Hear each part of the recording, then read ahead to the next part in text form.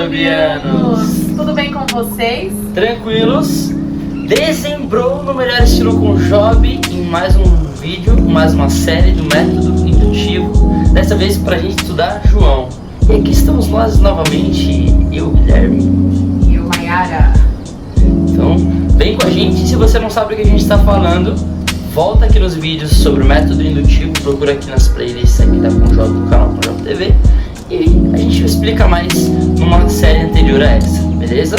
Antes de mais nada, deixa o like aqui no vídeo, compartilha a bênção, escreva nos comentários o que você está achando, o que você gostaria que a gente estudasse para o próximo ano, e até ideias de vídeos. É sempre muito importante você dar esse feedback pra gente poder fazer aquilo que vocês gostariam de assistir aqui no canal, beleza?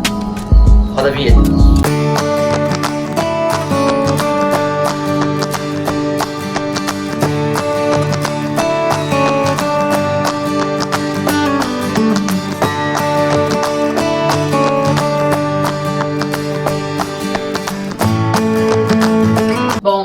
Como vocês sabem, né, para começar o estudo do método indutivo, primeiramente a gente escolhe, é óbvio, um livro da Bíblia e depois a gente responde perguntas arqueológicas sobre esse livro. Como o Guilherme falou, o livro que a gente vai estudar hoje é 1 João. Então, relembrando, nós respondemos 5 perguntas, estou olhando aqui na cola, que eu já tinha me esquecido também. Nós respondemos 5 perguntas, né, sobre o livro. E aí a primeira pergunta que nós fazemos é: Quem escreveu o livro, né? E aí, você quer responder, amor, pra gente? Deixa que eu respondo, né? João. Difícil, né? João, aqui, vou colar aqui porque é bastante coisa. Apóstolo João, irmão de Tiago e pescador. Também ele escreveu 2ª, 3ª João, o Evangelho de João e também Apocalipse, o livro de Apocalipse. A segunda pergunta que a gente faz sobre o livro é quando ele foi escrito. E aí, como a gente sabe, para a maioria desses livros da Bíblia, não existe uma data certa, né? Mas existem datas aproximadas, né, que muitos estudiosos acreditam. E com relação a 1 João, acredita-se que foi escrito em 95 depois de Cristo, né? Terceira pergunta: público. Quem ou qual era o público-alvo da carta de 1 João? Neste caso, foi uma carta destinada a cristãos, a pessoas já salvas em Cristo Jesus. Acredita-se que tenha sido uma carta circular, porque João não destina essa carta para um público específico. Por exemplo, Paulo aos romanos, a igreja em Roma, ou aos Gálatas, a igreja, né, da Galácia. Então João ele escreve essa carta para cristãos que, no caso, leriam essa carta e iriam descobrir as coisas que nós vamos estudar mais para frente. Mas o público eram cristãos ou pessoas da família de Cristo que eram salvos e convertidas no Senhor. E aí a quarta pergunta é: qual é o estilo literário? E aí nessa carta, o primeiro estilo que a gente identifica, né, em vários capítulos, é o uso de contrastes. Se vocês folhearem, né, se vocês derem uma passada pelo livro, vocês vão identificar palavras como luz, trevas, Jesus Cristo, anticristo, entre outros contrastes. Verdade, mentira. Uma coisa muito interessante também é que, por mais que seja uma carta, ela não tem características de carta, né? Porque a gente está acostumado com o quê? O remetente, o destinatário, toda aquela apresentaçãozinha, a saudação. A assinatura no final. A assinatura no final. E com relação a 1 João, a gente não vê isso. Mas ela ainda é considerada uma carta, né? Na verdade, as pessoas dizem que é como se fosse uma carta circular. Que seria tipo um panfleto, seria como um panfleto, né, onde vem algumas informações, alguns informativos, e aí esses informativos passaram de igrejas por igrejas, né, então por isso que não tem um destinatário específico. E aí a última pergunta, não menos importante, né? Que ruba os tambores, editor, coloca os tambores aí. Qual é o tema central? Qual é o tema central desta carta? Dissipar dúvidas sobre a verdadeira identidade de Jesus e encorajar os cristãos. Tinha uma galera, vamos colocar assim, como nos dias de hoje, falsos mestres, falsos pregadores, que que estavam disseminando algumas mentiras acerca do Evangelho e também do próprio Cristo, né? Como se Jesus não fosse de fato Deus, ou fosse só apenas um profeta inspirado pelo Espírito Santo, mas que o Espírito Santo desceu sobre ele, depois ele teve o ministério e no momento da crucificação o Espírito saiu dele, então ele morreu. Não acreditavam e não pregavam que Jesus era de fato Deus, 100% Deus e 100% homem. Eles não tinham esse discernimento. Para eles não cabia a ideia de um Cristo ou um Filho de Deus que de fato fosse 100% homem. Então eles disseminavam essas mentiras e por conta disso João escreveu esta carta circular.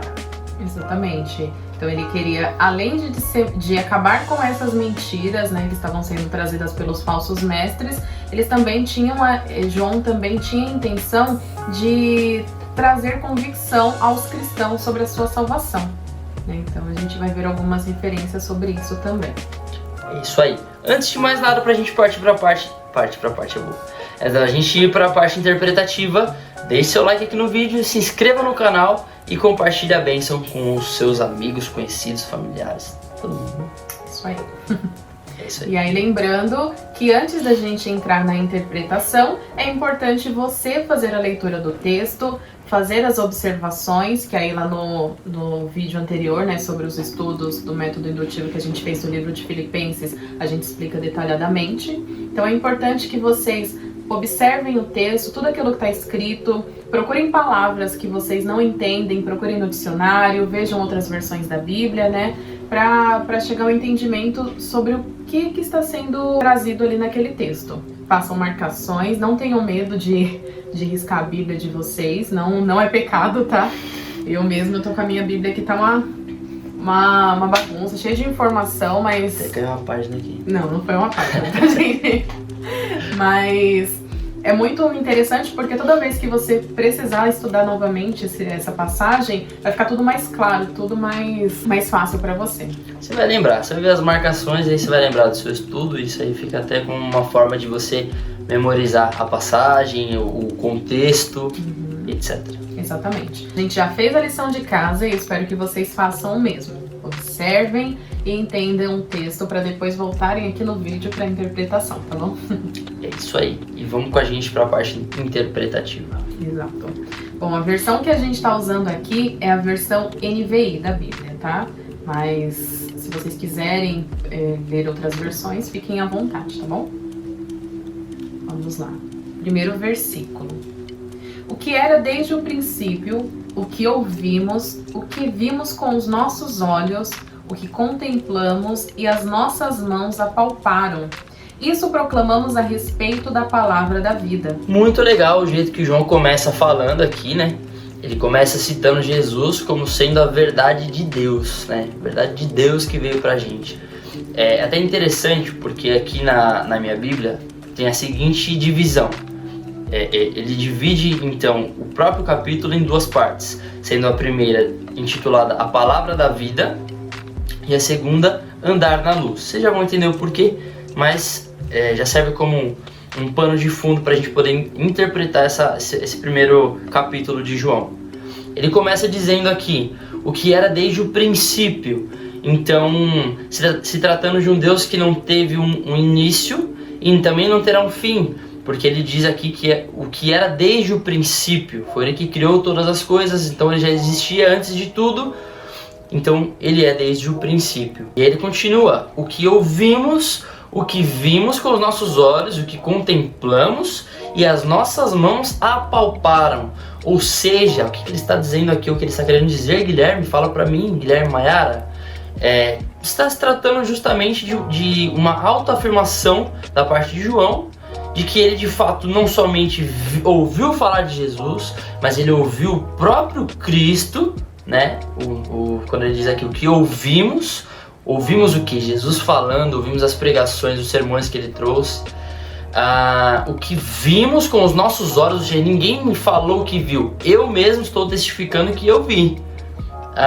O que contemplamos, né? Ou seja, nós vimos e contemplamos a glória de Deus manifesta por Jesus e as nossas mãos apalparam, ou seja, eu tive contato próximo com Ele. Eu andei lado a lado com Jesus, eu encostei em Jesus, eu abracei Jesus. É como se ele falasse, olha, por experiência própria, meus irmãos, de alguém que deitou no peito do mestre, eu estou dizendo para vocês que ele é de fato a palavra da vida, que é como ele termina o primeiro versículo. E aí ele fala, isso proclamamos a respeito da palavra da vida.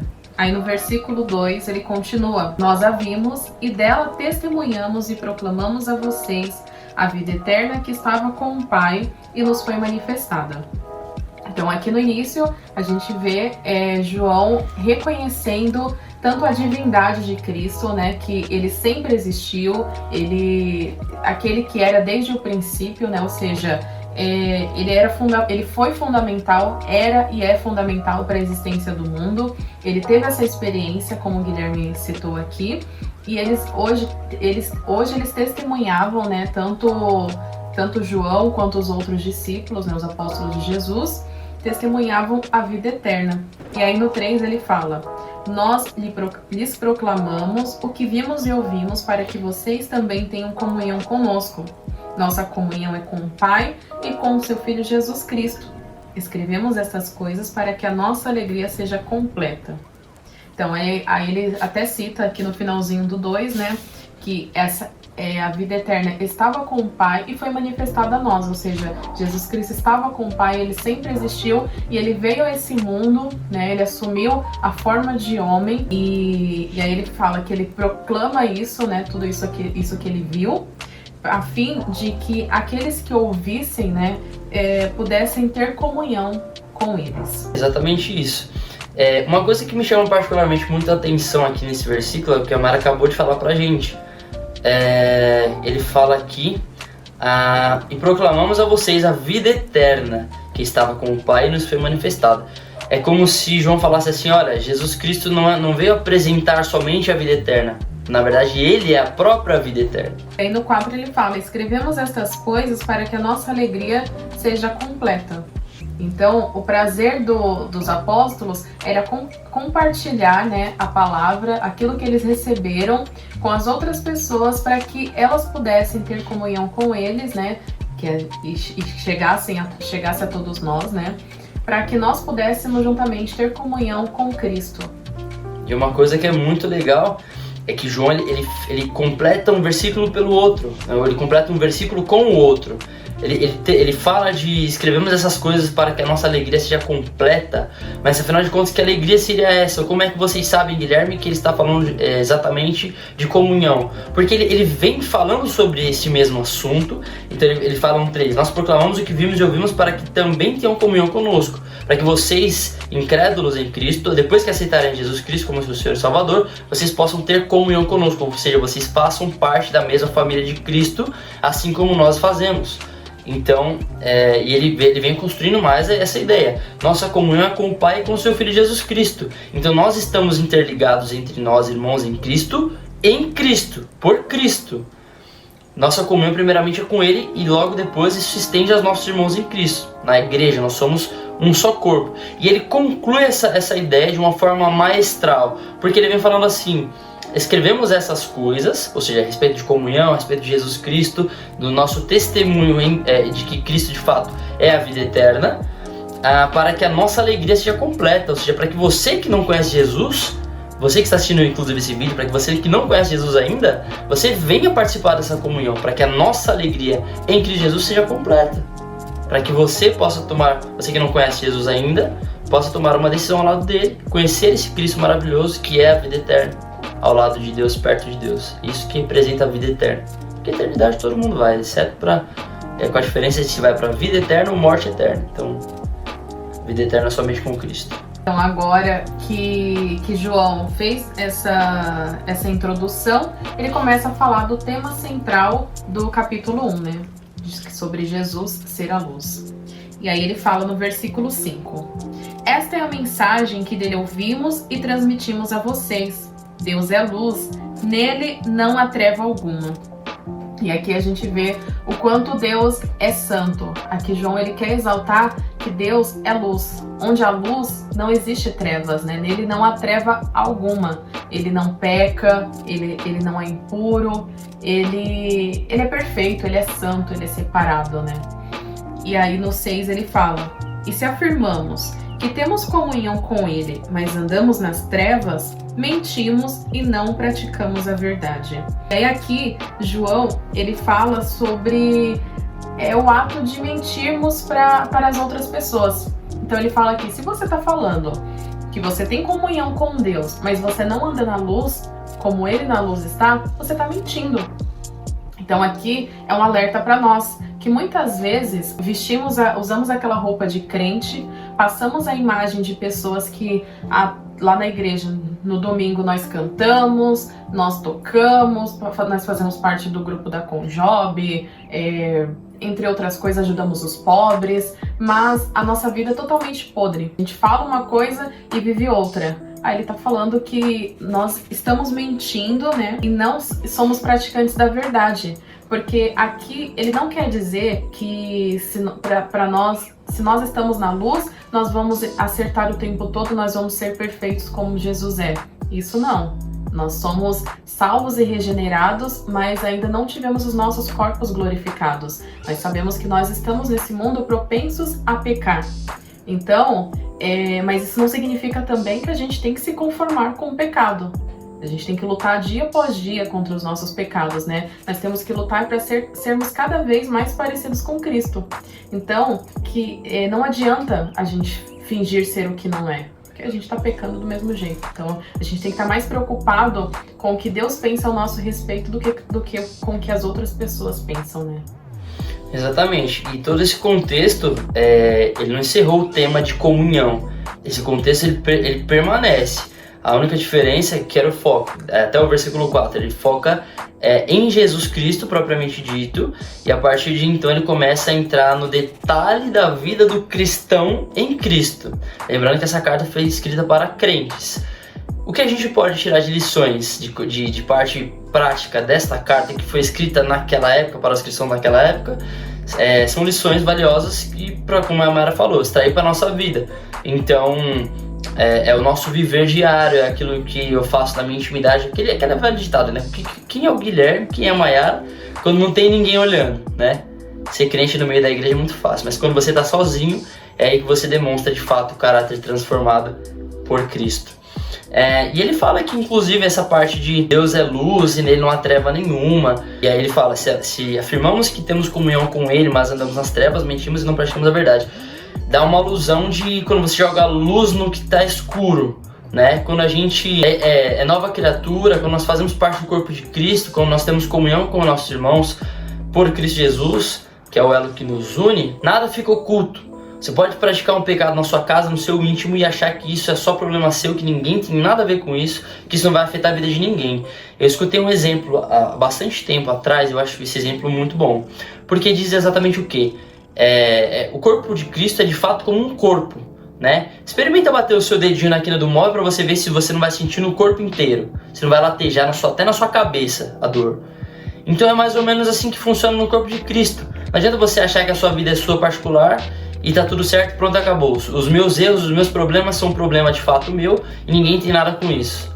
Na verdade não é assim que funciona. O corpo de Cristo é um corpo literalmente vivo, porque é feito por pessoas que têm comunhão, que têm como cabeça Cristo. A partir do momento que eu não vivo a minha vida em comunhão com Ele, uma vida verdadeiramente cristã, como um verdadeiro servo de Cristo, eu tô me enganando. É o que o João tá falando aqui. Mentimos e não praticamos a verdade. E pior, muitas vezes as consequências da minha escolha particular, né, naquilo que eu falo que não é problema de ninguém, é só meu, aqueles problemas que a gente coloca no Facebook que só Deus pode julgar, né? Afinal de contas, Ele é o juiz. Os outros irmãos, as outras pessoas, né, pouco importa, deixa pra lá. Mas na verdade não, é o que o João tá falando. Se você vive uma vida assim, você tá mentindo pra você mesmo, né? Ele fala, mentimos, e ele não coloca pra quem. Se João pudesse falar, meu amigo, você tá mentindo pra você mesmo. Você tá se enganando. Você acha que você vai pra igreja de domingo, bota a roupa de crente, como a Mayara falou, bota a gravatinha, né? Só de domingo, de segunda a sábado você vive do jeito que você quer, né? Fazendo as coisas que você acha que tem que fazer, e problema meu e pouco importa. Você acha que as consequências são só pra você, né? Primeiro você tá tendo uma atitude egoísta, porque acha que o problema seu é seu só, né? E você tá se enganando. João tá falando, você tá mentindo pra você mesmo. E aí ele continua, lá no verso 7. Se porém andamos na luz, como ele está na luz, temos comunhão uns com os outros, e o sangue de Jesus, seu Filho, nos purifica de todo o pecado. Aqui é muito interessante, porque ele primeiro faz um contraste, né, entre verdade e mentira, no verso 6, quase que jogando na nossa cara as coisas que a gente faz de forma oculta, né, mentindo para nós mesmos. E agora ele vem no 7, ele fala, meu amigo, quando você pecar, não é nem se você pecar, quando você pecar, mesmo sendo cristão, porque você vai pecar, você não é perfeito, né? A gente vai ter nossos corpos glorificados, mas ainda não somos perfeitos, né? Nós estamos em processo de aperfeiçoamento em Cristo Jesus. Porém, enquanto nós estivermos aqui, nós vamos cair. Então, como se João estivesse falando, olha, quando você pecar, quando você falhar, você tem que procurar andar na luz. E ele coloca uma condicional, né? Se, porém, andarmos na luz, ou seja, se você é de fato cristão, você vai andar na luz. E se você fizer isso, se você continuar andando na luz, como na luz ele também está, Jesus, temos comunhão uns com os outros. E o sangue de Jesus, seu Filho, nos purifica de todo pecado. Como o corpo de Cristo, essa comunhão uns com os outros é atrelada ao contexto de pecado, né? Como falei há pouco, o nosso papel como irmão em Cristo não é julgar o nosso irmão por ter caído em alguma área e ter cometido algum pecado. A gente tem que abraçar o nosso irmão não abraçando o seu pecado. Tem essa diferença. Porque tem muitas igrejas que é 880, né? Eu abraço o cara do jeito que ele tá, e aí abraço o pecado dele, não tem problema nenhum, não vamos tratar pecado. E também tem a outra face, o outro lado da moeda, que é chutar o camarada e deixar no chão. O nosso papel como cristão é primeiramente orar para que Deus tenha misericórdia dele e que ele largue essa vida de pecado. Porque a mensagem central do Evangelho não é você ficar como você está, é sim você lutar contra o seu pecado. Então, a partir do momento que você entende o seu papel como cristão, como irmão em Cristo, você tem que ajudar seu irmão a levantar. Não estimular o pecado dele, mas estimulá-lo a mudar de vida, largar esse pecado. Esse é o nosso papel como cristão. E João coloca exatamente esse contexto, esse tipo de contexto diante dos nossos olhos aqui, nessa passagem. Né? Como ele está na luz, temos comunhão uns com os outros. Quem tem comunhão não vai ver seu irmão caído. A palavra de Deus fala isso. Andando em dois é muito mais fácil, porque se um cair, o outro ajuda a levantar. É exatamente esse contexto. Agora, se você estiver andando sozinho, você vai ficar caído. Quem vai te levantar? É importante ressaltar que aqui é uma evidência da nossa salvação.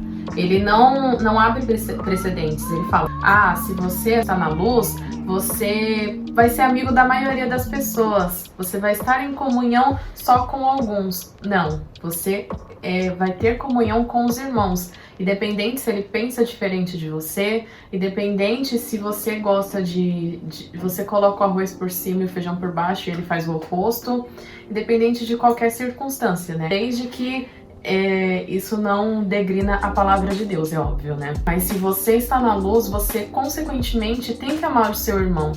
Não existe essa de não suporto meu irmão, eu amo a Deus, mas eu não amo o fulano ali porque é difícil de gostar dele, eu até tento, mas ele não ajuda. Não existe isso. Se você ama a Deus, você tem que amar o seu irmão. E mais pra frente a gente vai até tratar sobre isso, né? Em um dos capítulos de João. E aí ele vai encerrar essa questão de pecado, falando, né, um pouco de tudo que a gente já vem comentando sobre o versículo 7, e vai fechar com chave de ouro. Ele vai dizer o seguinte, por mais que vocês vão pecar, né, vocês vão cair em algum momento, por alguma razão X, né, o sangue de Jesus é a chave para estes problemas. Porque o sangue de Jesus nos purifica de todo o nosso pecado. Então, como corpo de Cristo, a gente está aqui para apoiar uns aos outros, para dar serviço de suporte, não para colocar a pessoa no chão, não para abraçar o pecado da pessoa junto, mas para levantar a pessoa e ajudá-la a se reconciliar com Deus, abandonando o seu pecado. E mostrando que o sangue de Cristo nos purifica de todo o nosso pecado.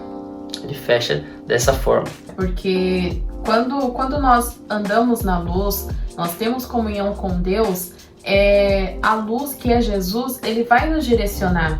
Então toda vez que a gente estiver pecando, toda vez que a gente cometeu alguma falha com o nosso irmão, o Espírito Santo ele vai nos mostrar, né? Porque quando você está num lugar iluminado, você enxerga tudo. Você enxerga a cor do ambiente, você enxerga os obstáculos que existem ali, você enxerga as sujeiras. E quando nós estamos na luz, nós estamos sendo direcionados por Cristo, vai ser a mesma coisa. Ele vai mostrar os nossos pecados, ele vai mostrar os nossos erros. E se nós confessarmos, né, se nós nos arrependermos de fato daquele pecado, o sangue de Jesus, ele vai nos purificar. Ou seja, ele não vai só nos perdoar, mas ele vai passar uma borracha ali no erro que nós cometemos, né? E aí no 8 ele fala: se afirmamos que estamos sem pecado, enganamos a nós mesmos e a verdade não está em nós. Então, não adianta, porque os falsos mestres daquela época, eles tinham a crença de que eles não pecavam. Eles acreditavam, depois a gente vai entrar no detalhe, explicar para vocês quem eram esses falsos mestres, né? Mas aqui a gente vai dar só uma pincelada.